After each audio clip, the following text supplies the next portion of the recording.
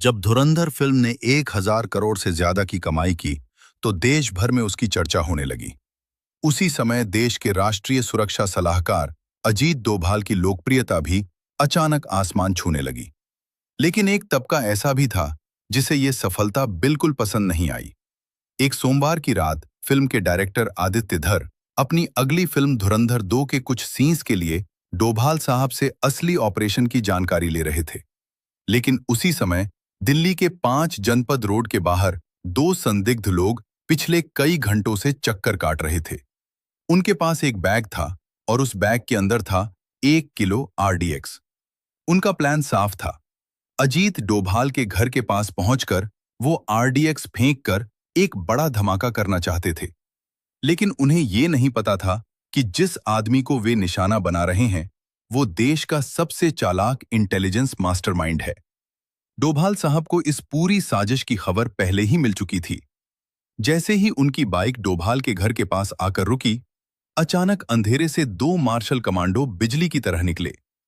कुछ ही सेकंड में दोनों संदिग्ध जमीन पर थे और उनका बैग कमांडो के हाथ में। लेकिन ये एक ध्यान भटकाने की चाल थी, क्योंकि असली हमला अभी होना बाकी था। अगले दिन दोपहर 2 बजे अजीत डोभाल को उन अपकमिंग अधिकारियों को संबोधित करना था जो कल देश की रक्षा करने वाले थे। साजिशकर्ताओं ने उसी ऑडिटोरियम के अंदर उन्होंने पहले ही बम फिट कर दिया था और धमाके में सिर्फ 15 घंटे बाकी थे।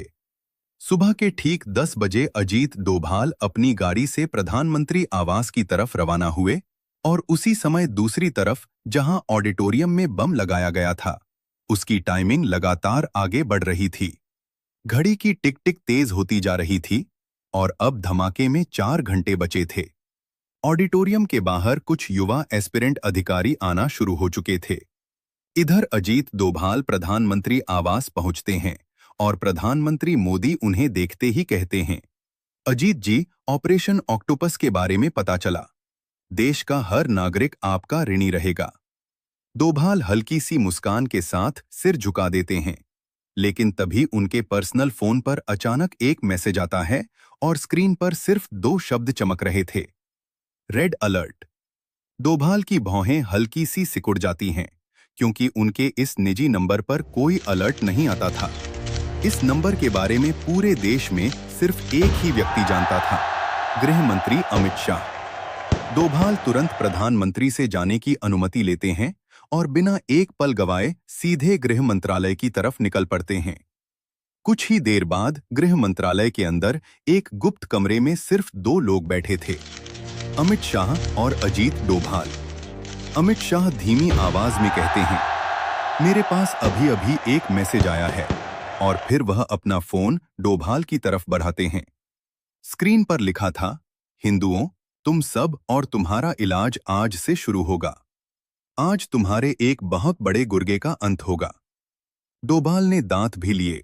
कमरे में कुछ पल के लिए गहरी खामोशी छा गई और उसी समय घड़ी की सुई बता रही थी, धमाके में अब सिर्फ 3 घंटे बाकी थे।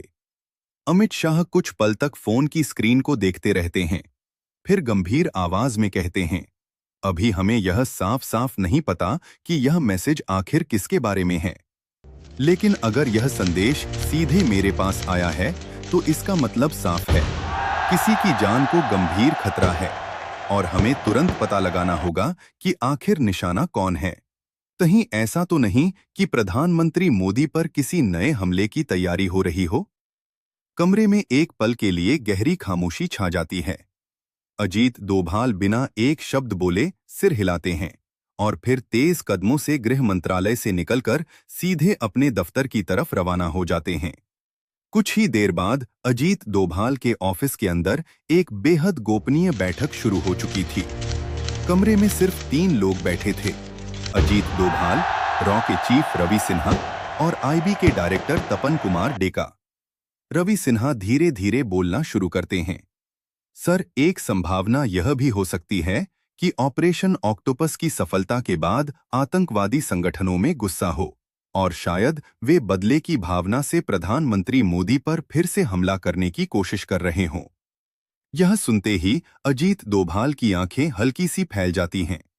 वो कुछ सेकंड तक चुपचाप रवि सिन्हा की तरफ देखते रहते हैं, फिर धीमी लेकिन बेहद ठंडी आवाज में कहते हैं, नहीं, इतना बड़ा ऑपरेशन फेल होने के बाद वे लोग इतनी जल्दी प्रधानमंत्री पर दोबारा हमला करने की गलती नहीं करेंगे। उनका टारगेट कोई और है। कमरे में मौजूद दोनों अधिकारी